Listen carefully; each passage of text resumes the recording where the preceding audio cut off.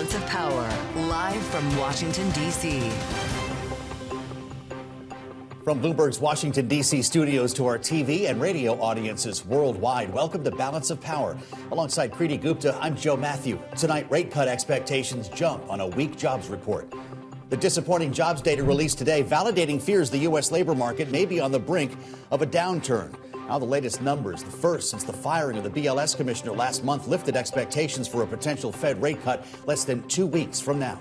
Plus, the president now calling out India for working with Russia and China. The criticism coming from the White House against major trade partners in Asia as we get reports of Putin now threatening any Western troops on the ground in Ukraine. All the while, the White House renaming the Defense Department back to the decades-old War Department. More on the fast-developing news when former Secretary of Defense and former CIA Director Liam Panetta joins the program. Also tonight, the president threatening a Section 301 trade probe after Google is hit with a $3.5 billion fine by the EU. We'll get into what Donald Trump said and the market reaction up ahead. Attacks on the CDC and the 2020 COVID response rampant in yesterday's RFK Jr. hearing on the Hill. Up ahead, we'll be joined by someone who is there for it all. Former White House coronavirus response coordinator Dr. Deborah Birx joins us. Up ahead. And will Elon Musk be the first trillion-dollar man? We'll have the details behind the Tesla board's long-awaited pay package for Musk and what they're asking him to leave behind in order to get it. We begin this evening with developments from the White House. The president convening the press in the Oval Office for the signing of an executive order that renames the Defense Department to the Department of War. Here's part of what the president had to say a short time ago. I think it sends a message of victory. I think it sends really a message of strength. We're very strong. We're much stronger than anyone would really understand. And again, you know, having the great equipment, we have just so much better.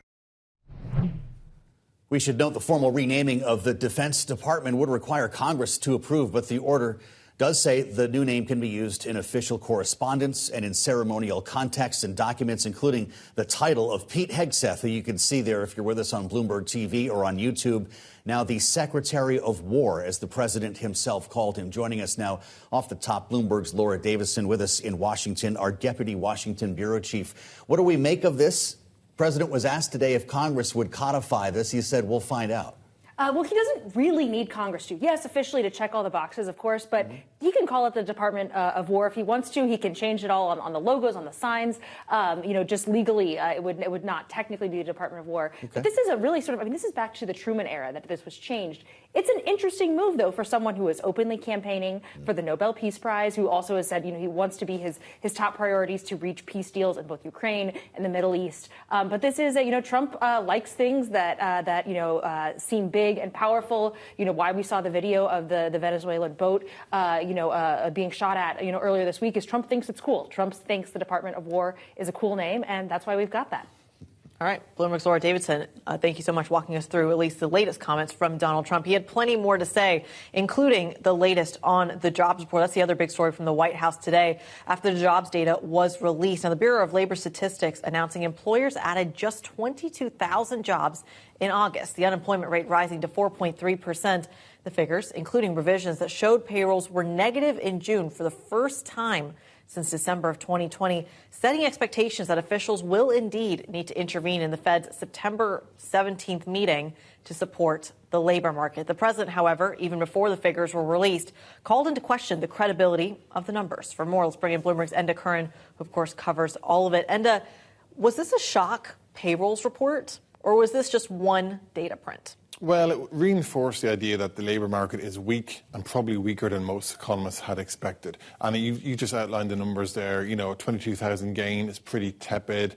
That negative print in June, the first negative print since 2020, the depths of the pandemic, speaking to the idea that, there is, as some people describe it, it's not about mass layoffs, but there's certainly not a lot of hiring going on either. Now, within that, by the way, a lot of the hiring is relying on healthcare, on the leisure sector, some strength in retail, but other sectors like information services, financial services, and manufacturing, despite all the political focus on manufacturing, continuing to shed jobs. What do we think about that, to see an outright decline in manufacturing while companies, some of whom were represented at the White House last evening in a dinner with President Trump, are investing hundreds of billions, as we continue to hear even from Howard Lutnick this morning on Bloomberg Surveillance? Where is all of that money going if we're building out data centers don't we need someone to build them?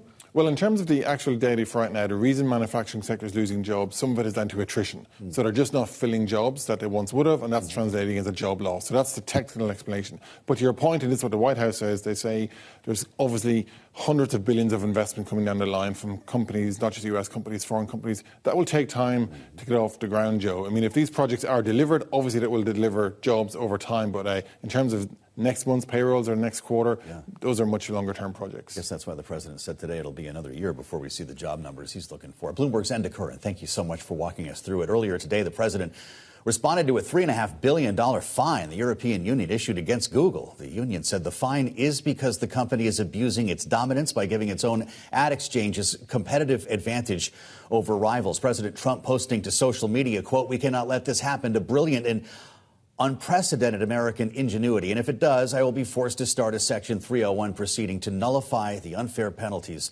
being charged to these tax-paying American companies." In a second post, he said, quote, "The European Union must stop this practice against American companies immediately," unquote. For more, we bring in Bloomberg's Romaine Bostick for today's Power Moves. He's live at World Headquarters in New York. Romaine? Yeah, and just a few minutes ago, Joe, Alphabet did respond saying that they plan to accrue that fine, roughly 3 billion euros, 3.5 billion US dollars. They will accrue that for the current quarter, the third quarter here of 2025. But of course, the big bugaboo in all this is whether Trump pushes back on that and whether he can push back on that to such a degree that the European Union would actually pull back on that.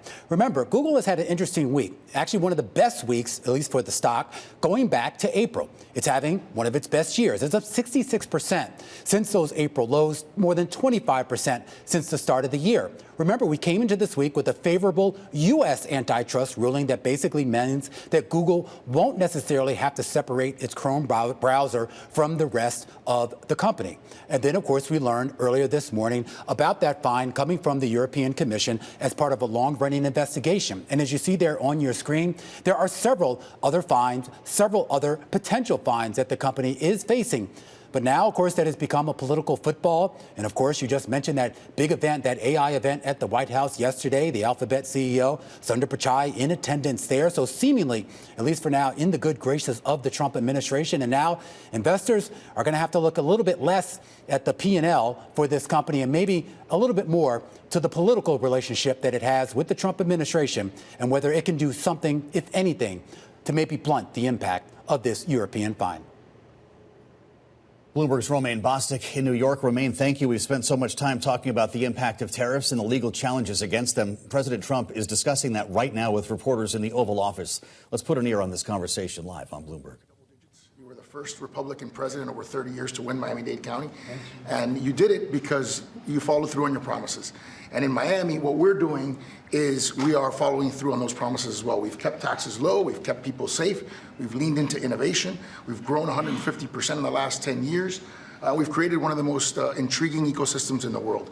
And this decision is not only generationally important for the city, but it puts the city on the map as one of the truly great global cities. So on behalf of all of the workers of Miami, those that work in the hospitality industry, I know you own many hospitality assets and properties, all of the small business owners who are going to benefit economically from having the G20 in Miami. Tremendous benefit. We're going to let this breathe for a moment here. Of course, this is when they changed the topic. We've got ears on this conversation, as I mentioned. He's got the press pool in the Oval Office. The matter of tariffs has been coming up along with the renaming of the Department of Defense. I'm Joe Matthew in Washington, alongside Kriti Gupta with more analysis on the job numbers now from experts appearing today on Bloomberg, including one that we want to introduce who is with us here in our studios. Kriti, why don't you take it away? Yeah, absolutely. 22,000 jobs was the number. As Joe said, we should bring in an expert. Wendy Edelberg joins us around the table.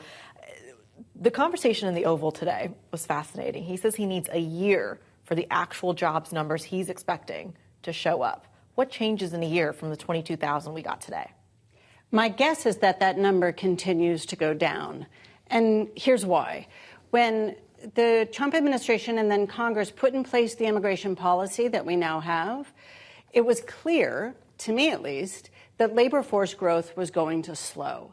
And that was going to mean that the kinds of numbers that we could sustain in a healthy job market were like the numbers that we saw this past month. And in fact, as labor force continues to grow more slowly in coming years, that number that this labor market will be able to manage over the next year or so, that number is only going down and may turn negative.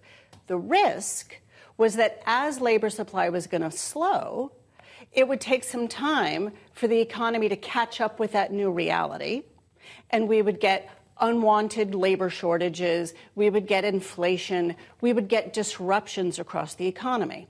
Well, the transition has been somewhat easier than some people feared for a bunch of reasons, partly because less immigration has meant less demand for goods and services, partly because businesses are pulling back because of tariff uncertainty.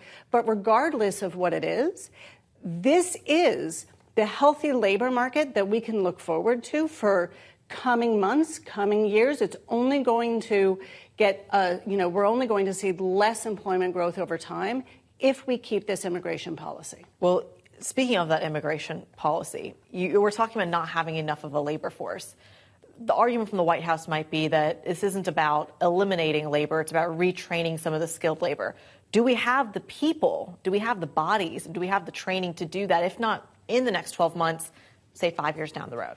I think the theory of the case is that somehow what we're going to see is a massive increase in labor force participation among prime-age men. This is a group where we've seen declining labor force participation for decades in a way that, economists and other observers have tried really hard to understand.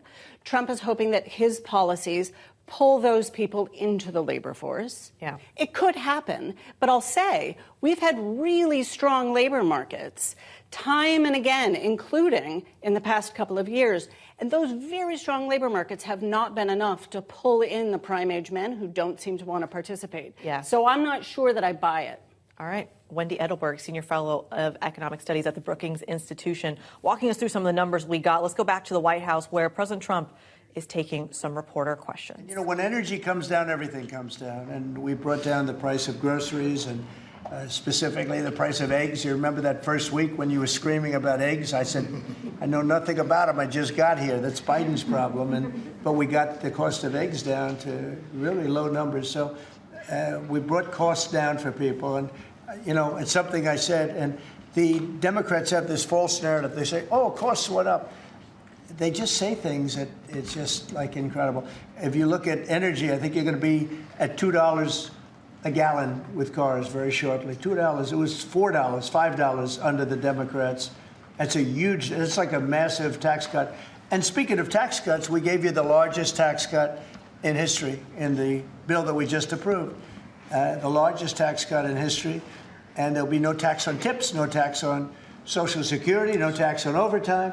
One of the big things you get is you buy a car and you borrow money to buy the car, you're allowed to deduct your interest, which, Scott, has never happened before. Rich people like to talk about deductions. Middle income, they never gave them deductions. I got them. One of the best deductions, an interest deduction. So it's great. Jennifer, please. Yeah, a couple questions on the G20, sir. Is there any update on your plans to attend this year's G20? And then are you saying for next year? I won't be going this year. It's in South Africa. I won't be going. JD will be going, great vice president, and he looks forward to it. But no, I won't be going to that. And then on the guest for 2026, are you saying it'll just be exclusively the 19 countries, the 2 blocks? There won't be any. No, we're going to invite other countries as observers. They call them observers, but they'll have something to say. But we're going to invite Poland. Already I've issued them an invitation. They're great. They were just here, as you know. Great leader, great new leader. One of the big surprises, I was so happy I endorsed him, actually, and he won. And he's going to be a great leader of Poland. But I've invited Poland already. What about Russia? What about Russia? Oh, that's interesting. I haven't thought of that. No, I haven't thought of that. That's an interesting question. I'm going to think about that for a little while. Mr. President, you just mentioned that the tax cut bill. Why the rebrand from One Big Beautiful Bill? Oh, I just save words. I said the bill. It's one big. I actually call it the great. I actually call it the Great Big Beautiful Bill. But it's a lot of words. Is that how you want Republicans to kind of talk about it? When they I don't. I just want them to say what's in it. It's an incredible bill for the middle class, for the working person. You know, we are a party of the working. It used to be the opposite. The Democrats were for the working people and the Republicans were supposedly for the rich. The Republican Party's taken in millions of people, and the Democrats have lost millions of people. They've gone crazy. Honestly, I think they're crazy. What's happened to them, I don't know. They suffer major Trump derangement syndrome, and it's turned out to be actually a disease, but it's a disease of weak people and stupid people, because all we do is we cut taxes, we create great policy. Their policy is so terrible. They refuse to acknowledge, as an example, I see today, it's a big debate again, the women, they don't want men playing in their sports. They don't want it. The Democrats want men to play in women's sports. I saw the great governor, we have Governor Youngkin, talking about it today, that the woman who's running against our Republican candidate, who's excellent, is like so much into the, men being able to use women's bathrooms. Okay, what's that all about? Men playing in women's sports, wants open borders. Again, they want actually, after what we've gone through with millions, I think 25 million people came in from prisons, from mental institutions, drug dealers, drug addicts. They're pouring into, they poured in, now we have none coming in. The border's been sealed for a long time, actually almost since I got into office. Remember when the Democrats said we need legislation? I didn't have any legislation. I said close the borders. And now the borders, for the last 4 months, not one person has been allowed to come into this country illegally, not one. Done by people that would normally like to see you look bad. Those are the numbers. So it's been an amazing job. Yeah, please. Mr. President, this is going to be a major event and a major meeting for South Florida, for you, for Mayor Suarez. I know this is not until next year in Miami, but do preparations begin today? And if so, what is being done? We've already begun. We first had to deconflict our Basel with the dates, and so we have already started doing that. And so thanks to the president's team. He started a long time ago, actually. If you knew him, he was working on this long before this press conference. Yes, sir. It's in good shape. It's going to be great. Yeah, Mr. President, we learned this morning that we've lost 78,000 manufacturing jobs this year. How do you explain? Well, one thing we have is, we have the interest rates are too high. That was, a matter of the Fed. But the other thing is so many different elements aren't included yet. And one of the things we've learned, and we learned that the hard way, watching over the last few months, are the corrections that people have been making. They'll say you're losing jobs, and then they'll say, by the way, we have a correction a month later of, 100,000 jobs are missing. They actually had a correction once of 850,000 jobs. But I'll let Kevin just speak about that a little bit, because I heard him speaking about it this morning. I thought he did very well. Please. Thank you very much, sir. Well, I think that if you look at the indicators, there's capital spending boom, industrial production at an all-time high. The Atlanta Fed says GDP now is north of 3%. And so all the indicators are saying that things are really strong. And what we've also seen is that Goldman Sachs put out a study yesterday that said that the August number tends to be really messed up because of seasonal adjustment things, and they tend to be revised way up. And so I think if they were revised up, which has happened on average over the last 15 years by about 60,000, then everything else would make sense. But right now we're puzzled about the BLS numbers and looking forward for new leadership there to make it so that the numbers are more reliable. And again, we're building, they've started building all of these factories and plants, including car factories. Car factories are coming back. We lost more than 50% of our car production over the years. And I think we're going to get all of it back. It's coming back in really rapidly. Really, we're building a lot of car plants. Indiana, places that you don't think of it so much, are taken, but also Detroit. Lots of places it's coming in where I think we're going to get everything. We've lost it over a period of 40 years, and I think we're going to get it all back in a very short period of time. And big ones, big plants, incredible plants that were never going to come back. Without the tariffs, they wouldn't have come back. And I think without the election on November 5th, they wouldn't come back either. The election was very important also. Yeah, please. As we've been here, Mayor Adams of New York has announced that he's staying in the mayoral race there. Can you react to that, but also tell us whether... No, I mean, he has to do what he wants to do. No, I mean, he's free to do what he wants. It would seem to me, and everybody in this room, including you, that the only way you're going to beat the communists, because you have a communist running, which is fine. I'll have to deal with a communist in New York City. I never thought that was going to happen. This is something I didn't think was going to happen, Scott. You're going to have to explain this one, because we're going to have a communist mayor. It would seem to me that if he stays in, if you have more than one candidate running against him, it can't be one. If you have one candidate, if he's the right candidate, I would say that Cuomo might have a chance of winning if it was a one-on-one. If it's not one-on-one, it's going to be a hard race. And we'll get used to a communist, and he's going to have to go through the White House and get approvals for everything. And we're going to make sure that New York is not hurt. We want to make sure that New York is cherished and taken care of. And so I didn't know he was running or not running. But you didn't offer him an ambassador? No, I didn't do that. No, I wouldn't do that. It's nothing wrong with doing it, but I didn't do that. We asked for the G20. We understand that it'll be held at Doral. Yes, it's going to be at Doral, yeah. You considered that with the G7 last time. You decided against it. Why go forward with it now?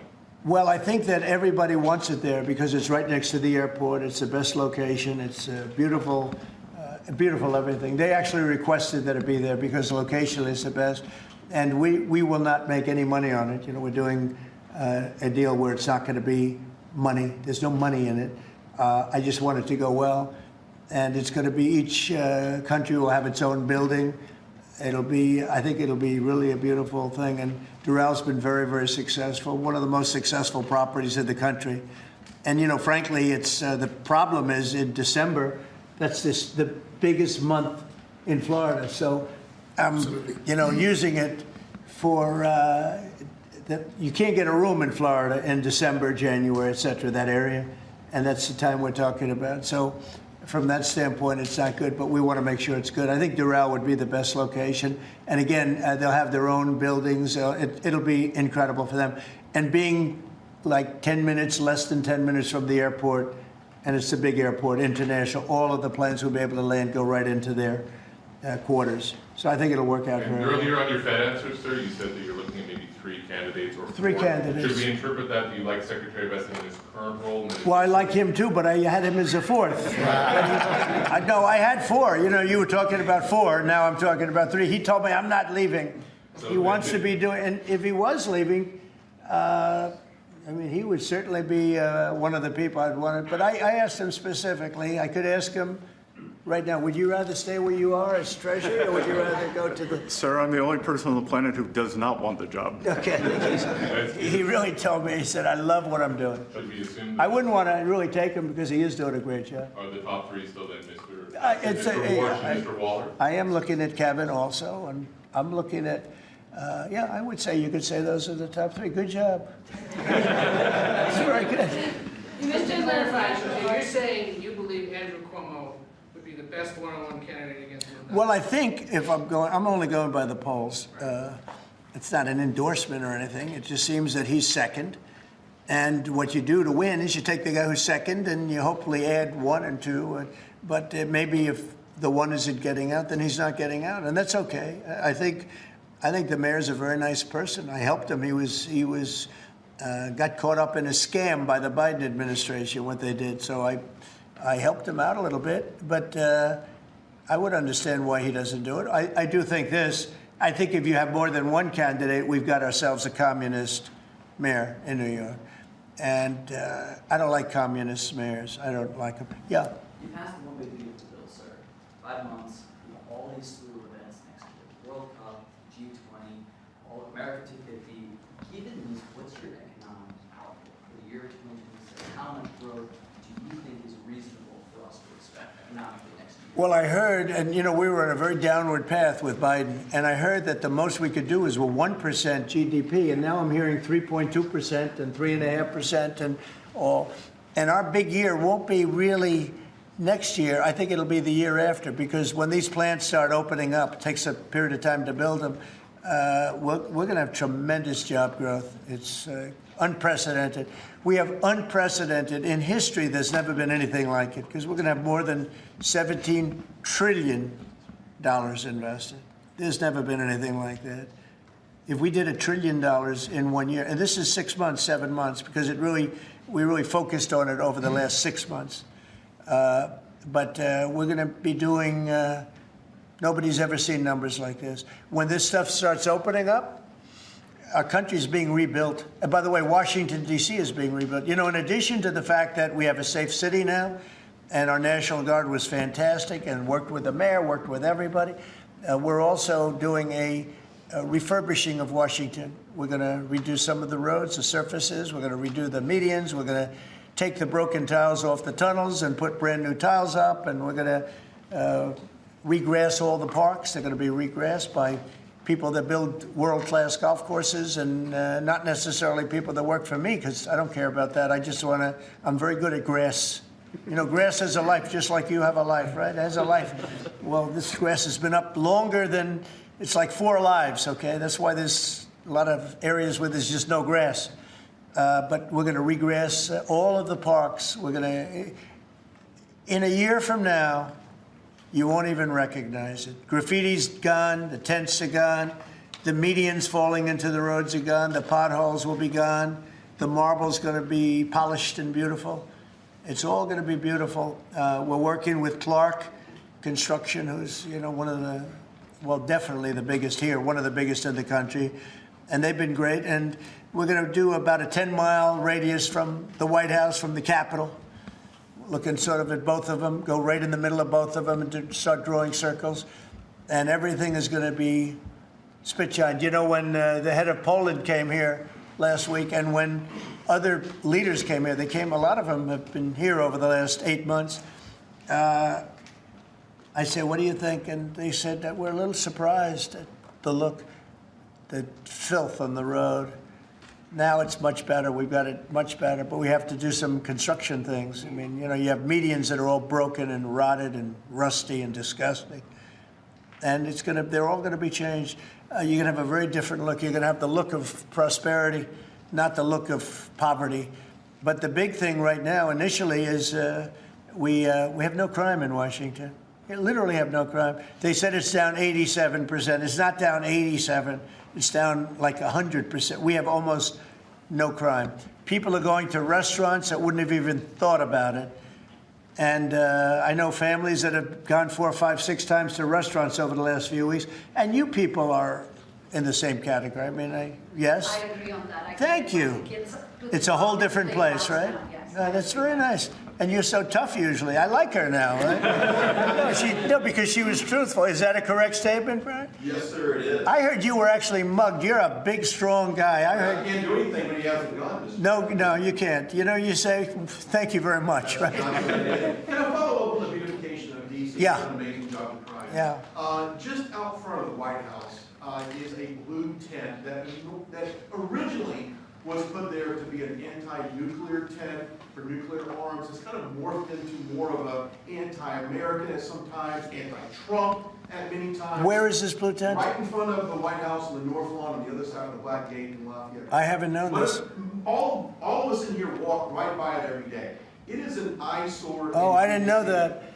Well, let me explain take it down. Take it down today, right now. Nobody told me that. So you're saying there's a blue tent? It's been there for 30 plus years. It was originally a peace tent, but it's kind of morphed into something. Yeah, morphed into radical left. Okay. Well, but I've heard. Is it in the Ellipse? Where is it? No, it's in Lafayette Park. It's actually Lafayette Park. Take it down. Okay. Okay. What's interesting about it is that when people tell me it's a public health hazard because people sleep in there, they eat, there's rats, but also it could be a national security risk because people can hide things in there, they can have weapons in there. We're going to look into it right now. We have removed over 50 tent sites, not 50 tents, hundreds and hundreds, maybe 1,000. I think it's over 1,000 tents, but 50 sites. So I'm a little surprised to hear that, but we're going to look into it right now. Lafayette. On the National Guard, Taking questions from reporters in the Oval Office on a range of issues there. President Trump even talking about a single tent that is set up by an anti-nuclear protester and has in fact been there for multiple administrations, including his first term in Lafayette Park. I'm Joe Matthew in Washington. Thanks for being with us. Kriti Gupta alongside as we listen to the president here and try to find our way forward. Kriti, the original intent of this event here that's turned into a sprawling news conference was the signing of an executive order to rename the Department of Defense. Yeah, it's wild. And we've gone from there to kind of a tour war around the world, from Russia, China, India, to Venezuela, to what's going on in the Caribbean, and lots going on in terms of the world of foreign policy. Not sure we're getting a clear direction of what the priority is. Well, certainly when it comes to Venezuela, he was asked about this matter of blowing up the drug boat in the Caribbean and the fact that 2 Venezuelan F-16s buzzed a U.S. destroyer in the southern Caribbean last evening. The president saying if they do it again, then we'll have the right to do anything we want, suggesting that we might shoot them down or do something else, knowing there's a flotilla off the coasts of Venezuela right now and high tensions in the Caribbean Sea. Joining us for more on all this, the renaming of the Pentagon and the action south of our border, is former Defense Secretary, former CIA Director, and former White House Chief of Staff, Leon Panetta. Mr. Secretary, thank you for being patient as we listen to the conversation at the White House. I know you've spent quite a bit of time in that room, and you appreciate the importance of the president's remarks. But talk to us about this renaming of the agency that you once ran. The president said something interesting as he went back to the Department of War, saying that we won the First World War, we won the Second, and we won everything before that and in between. And then we decided to go woke, he said, and we changed the name to the Department of Defense. Would that suggest that those who fought in World War II, Vietnam, and other wars after 1940 were somehow woke? Well, you know, obviously the president likes to change names, and I understand that. But, you know, most important thing is action. It really isn't changing the name of the Pentagon. What's necessary is that the president has to pay attention to the investments that have to be made in our defense area in order to make sure that we are the strongest military power on earth. And changing the name is not going to impact on that. His actions will determine whether or not we remain the strongest power on earth. That's where he's got to focus. Talk to us a little bit about your views on Venezuela. I mean, this is really intense commentary when it comes to flyovers, when it comes to flotilla that's there. Are we barreling towards war in the Caribbean? Well, I think it's very important for the president at this point to be able to sit down with his key advisors and look at the situation that's developing there. Because there's no question that it's escalating and that it could become much more controversial in terms of the activities of both the United States and Venezuela. And so it is a good point to kind of sit here, sit down and take a hard look at what are the steps that are going to be taken here in dealing with Venezuela. If we're going to continue to attack ships, I think we need to have good intelligence. We need to know that we're hitting the targets that we're after. We're going to have to try to make sure that we protect our forces in that area, because Venezuela, as was obvious from last night, is going to try to intimidate our forces as well. So this is a very critical moment, and I really think it's in the president's interest to have Marco Rubio, to have our military sit down and really decide what are the steps we're going to take, what are the precautions we're going to take, and ultimately what are our goals in the area. Well, there are some questions about whether we should have blown up that boat. Mr. Secretary, I talked to Senator Mark Warner about this last evening to find out, as Vice Chair of the Intel Committee, if he had been briefed on this either before or after, knowing that the trafficking of an illegal consumer product is not a capital offense. So in this case, Congress might need to be involved unless we are, in fact, as the White House says, in a war against terror, suggesting that cartel members are terrorists. Listen to what Senator Warner said when I asked him if he had been briefed yet from the administration or could even confirm that this was a drug-running boat. Here he is. I cannot, let me be clear. The Maduro government in Venezuela is awful. And clearly we need to do all we can to eradicate the drug cartels. But to take this action, which at least at first blush seems to be counter to the law, if we are not, as congressional oversight, not going to get the ability to do oversight and get the briefings, because people are afraid of being called out by Laura Loomer or the administration doesn't want to share information, then we are in a place that's frankly unprecedented. If you got to go through a Laura Loomer litmus test before you do your oversight job, then we got a heap of trouble. Give us your take on this, Mr. Secretary, because obviously the tradition in Washington would be to stay in touch with the members of the intel committees, if not armed services and so forth. How concerning is that the White House is acting independently here? And if you had been the Secretary of Defense, would you have blown up that boat? It's hard to second guess something like that without knowing all the facts. And I don't know all the facts. Mm-hmm. I don't know the intelligence that the president had. And I don't know how much surveillance was done with regards to that target. But more importantly, related to Senator Warner's concerns, I really do think that the administration makes a mistake by not informing key members of the Congress when there are events like this. There was a report in the New York Times relating to an effort by the SEAL Team 6 to implant a device in North Korea. I guess this occurred in 2019, and no one was made aware of it. And the reality is that when you conduct that kind of covert and highly confidential mission, I think the law does require that you have to inform key members of Congress with regards to that effort. So I just think the administration is creating more problems for itself if it doesn't, in the very least, sit down with some of the key members and give them a heads up as to what actions are going to be taken. Because in the end, they could run into further problems with the Congress in terms of investigations, in terms of funding, and in terms of general support for the policies that I think the president wants to implement in that part of the world. Well, I'm really glad you mentioned that report in the New York Times. It's an incredible read, and I think most of us would find it unrealistic if it showed up in a movie. But yes, in 2019, SEAL Team 6 apparently ended up on the ground in North Korea, launched from a nuclear submarine that got pretty darn close to the mainland. And when they thought they had been discovered, they decided to kill everyone that turned out to be, I believe now, on a fishing boat and sink their bodies into the ocean before leaving under the cover of darkness. This was SEAL Team 6. Leon Panetta, you've deployed SEAL Team 6 in the killing of Osama bin Laden. How many stories are like this that we don't know about? Well, there are a number of missions that are conducted by the SEAL teams. A lot we don't know about because they are always covert and highly classified. But at the same time, that's the reason why it's important that they inform some of the key players on Capitol Hill when they're about to conduct that kind of mission.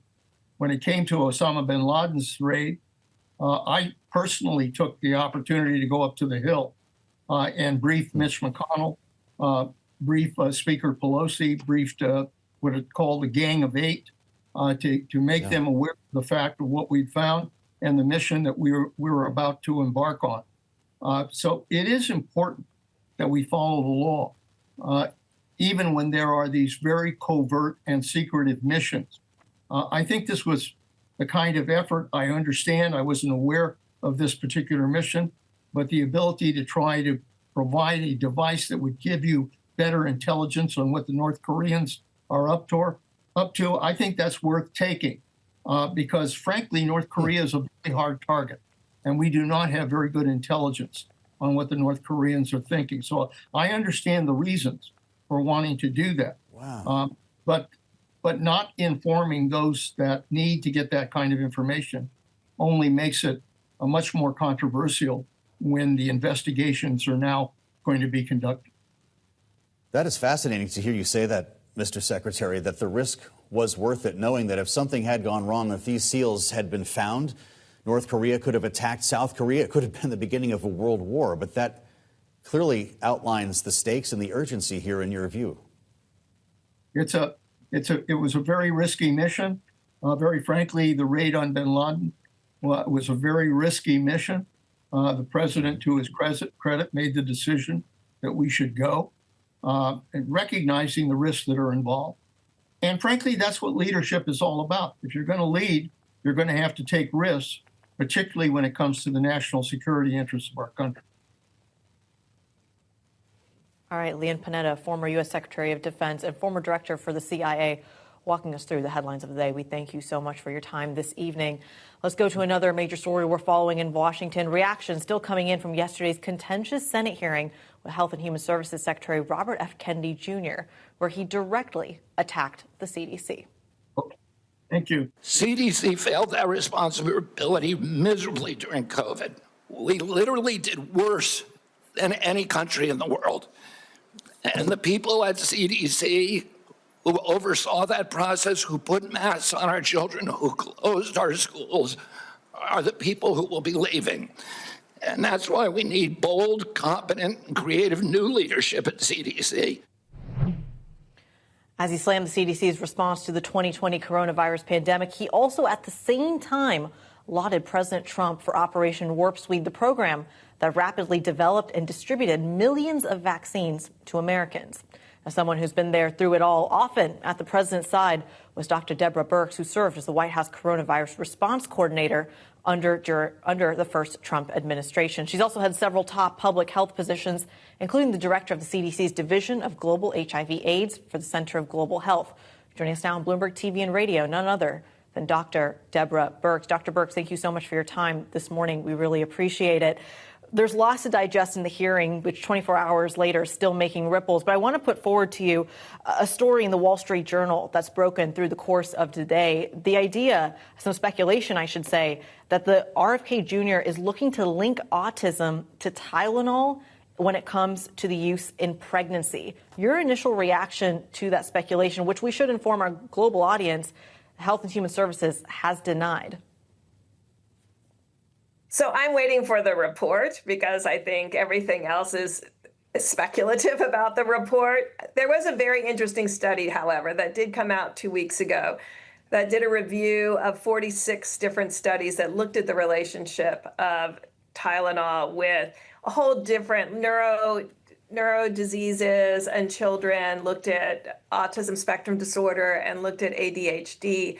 And looked to see whether there was a relationship. And the review was actually quite well done. And they did see a trend towards a relationship with Tylenol in certain ones of these cases. And they did a good job reviewing them. And I just ask your audience to take a look at that. It was just published 2 weeks ago. Well, with that said, there's been a lot of concern, Doctor, about the framing of this report because scientists have tried to explore this connection before. Should the Department of Health and Human Services be looking for a specific cause of autism, or are there more nuances to this story? Well, I imagine autism, because it's a spectrum, is complicated as even what we see with long COVID, which was also a part of the discussion yesterday.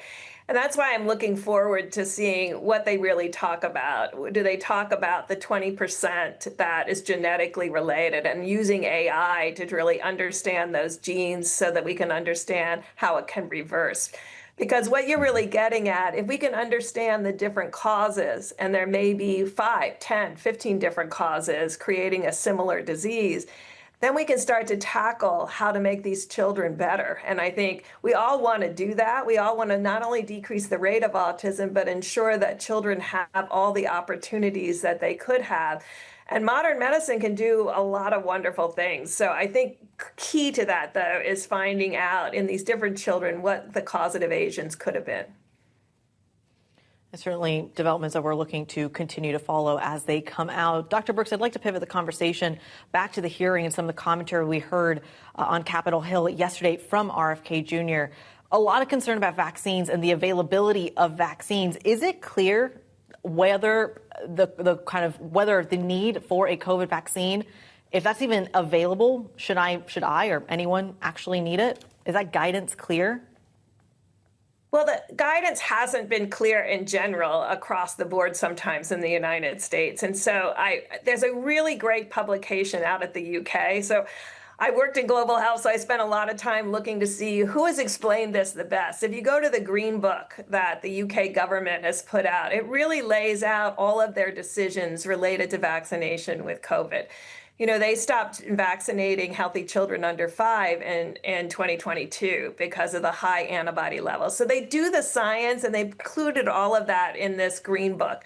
And so it really lays out in a very careful and detailed way about decisions that they have made. I think we need a similar thing to the Green Book that lays this out for the public, exactly all of the data that is leading to some of these conclusions. Yes, many countries have decreased vaccination of healthy children, some all the way up to age 16. But all countries have continued to tier the high-risk patients and make it very clear, and that's what's in this Green Book. People who over 85, people with significant conditions. And it goes down tier by tier by tier, mentions also pregnant women. So I want to reemphasize that. We're in the middle of a surge right now in the United States. Wastewater has been going up for about 2 weeks.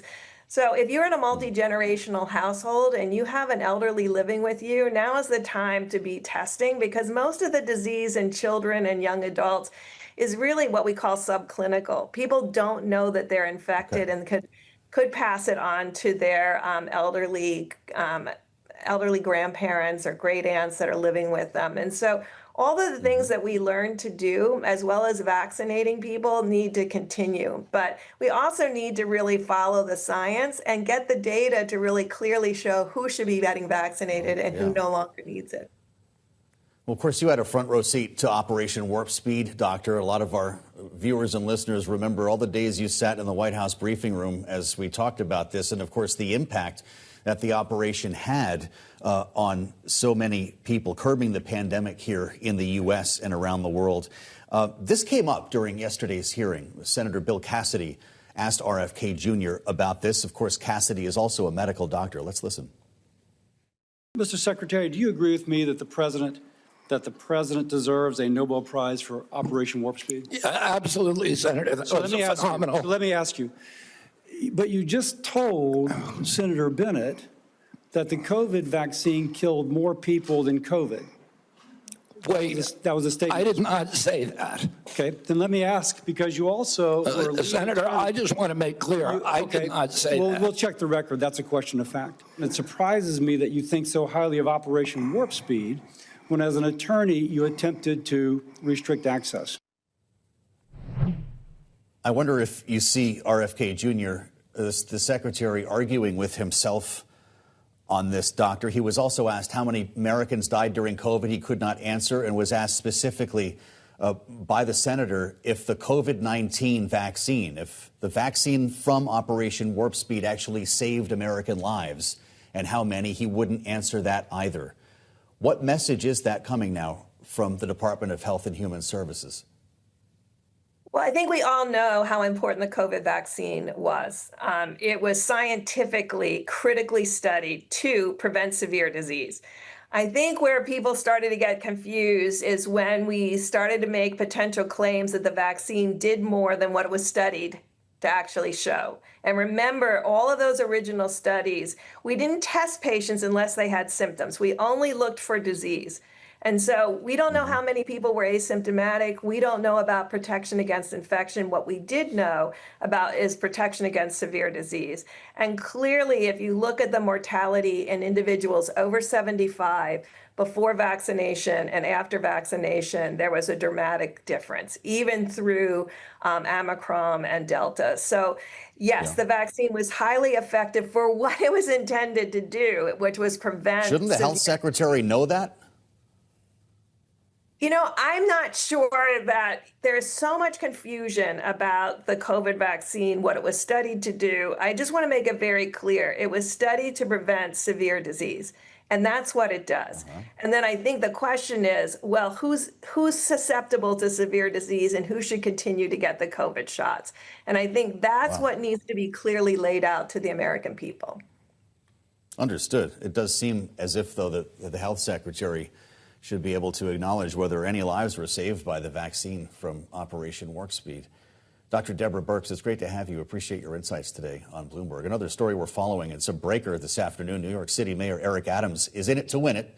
Spoke to reporters a few moments ago, refuting reports that he claimed he would be going to the White House next week as the Trump administration floated potential roles for Adams in the administration. according to news reports. The president's attempt reportedly to get him out of the race. With us now to discuss that and a lot more, this evening's political panel, Bloomberg Politics contributors Rick Davis, Republican strategist and partner at Stone Court Capital, alongside our Democratic analyst Jeannie Shanzano, Democracy Visiting Fellow at Harvard Kennedy School's Ash Center. Great to have you both with us. Jeannie, you're in New York and you've been pretty close to this story. I guess the reporting was wrong, or are you still allowing for the idea of Eric Adams coming to Washington to work for the administration?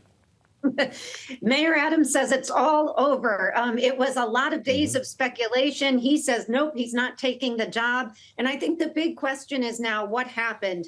Did he really not want the job, or was the job not offered? And President Trump was asked in the White House a few minutes ago, and he seemed to indicate that while he could offer a job, he did not offer a job. He wouldn't offer a job. So it was very unclear. And I do suspect Republicans have to be breathing a sigh of relief, because Mamdani has been this foil that they want to run against. And so to take him out and to take Adams out and put Mamdani head to head with Cuomo could have resulted in Cuomo winning, although I'm a little suspicious about some of those polls, but he would definitely have a better shot. So I think the big question is now is what happened, and did Donald Trump really want him out of there? And if so, why not make the offer? Well, Rick, weigh in here. Are Republicans breathing a sigh of relief? You know, I don't know if it's a sigh of relief. We certainly don't hesitate looking forward to slamming the administration of our first socialist mayor of New York City. That'll be a ton of fun. And yet, you know, everybody has different reasons to want New York to succeed as the greatest city on earth. I love New York. My office is in New York. And the reality is everybody I know who lives in the city of New York, regardless of what borough you're in, is scared to death, Republican, Democrat alike, that if Mamdani becomes mayor, he's going to wreck the city. So it's not just me. I think Democrats, independents, and Republicans in the city are nervous. And by the way, there is a Republican candidate on the ballot.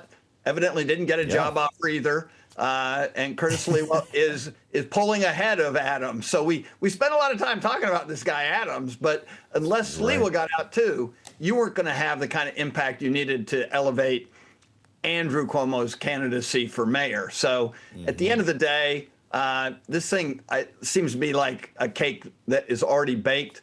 The only thing that would sort of change my mind is Donald Trump took away government pressure on Eric Adams once before. Maybe he applies it again, and all of a sudden that job in Saudi Arabia starts looking a little better. They did. There was a report, Ambassador to Saudi Arabia. Jeannie, if you're running a campaign here and you haven't made up your mind yet, you're supposed to say what Eric Adams said today, right? I'm in it to win it. Until the minute I'm not. This could change any time still, right? It could. Joe, thank you. You're keeping the story alive. It's been alive for a while. Maybe it continues. He did say no today. But, I think on the Sliwa point that Rick made, Curtis Sliwa, I can't imagine him ever living outside of New York City. I don't know what anybody is imagining, but he is a New Yorker at heart. I can't imagine that. And the reality is that we should also not underestimate Zohran Mamdani. He won over Andrew Cuomo by double digits in that primary. And regardless if you don't support his policies, which to Rick's point, many people don't, he has a huge base of support amongst young people in particular. And he is a really good candidate. And there's some speculation it is his prowess with social media that has frustrated Donald Trump, or he's seen it as a challenge. And of course, Mamdani has offered Donald Trump the ability to debate him on live television. So even if Adams stays in the race, I do hope that Trump and Mamdani can debate on TV, because that would be just so rich. Excellent television, no doubt. Rick, I want to pivot the topic here, because, of course, the other big piece of news in Washington is just the reaction function to all the developments around Venezuela, as recently from Donald Trump when it comes to the press conference he just had, saying that if Venezuelan jets were to threaten the U.S., the U.S. could do anything they want, of course, indicating that perhaps even being shot down. I'm just curious, how are Republicans digesting some of these developments and some of this news flow? I think that traditional Republicans, hawks, are not that concerned with Donald Trump's attacks on these, terror-linked groups, these gangs. But the idea of getting into a armed conflict in the Caribbean, Central America with Venezuela has a lot of people really concerned. And part of it is there's no reason why a military like ours should consider a need to have to go to war with Venezuela. So these might be harassment raids and things like that in the Caribbean right now. I think if they get worse than that, you're going to see a lot of people speaking out about the concerns as to why we're getting into a Southern Hemisphere fight with people who really have no match for us. Jeannie, we only have about 30 seconds. I don't know if we're going to hear from lawmakers on this, but how worried are you that this is the start of a war in the Caribbean? Terribly worried. The president shot up a boat that had 11 people on it. It's in open waters. That is clearly illegal. It is murderous. And it is not only illegal domestically, it's illegal internationally. So he needs to, or they need to show the evidence as to why they did what they did here. And we have to call it out what it is. Bloomberg Politics contributors Jeannie Shanzano and Rick Davis, many thanks for your analysis as always, and have a great weekend. Something else to watch over the weekend. The White House says President Trump will attend the U.S. Open in New York City on Sunday to watch the men's singles championship just miles away from where he grew up in Queens. The matchup will be decided tonight, but no American men are made in the final hour. This is Bloomberg.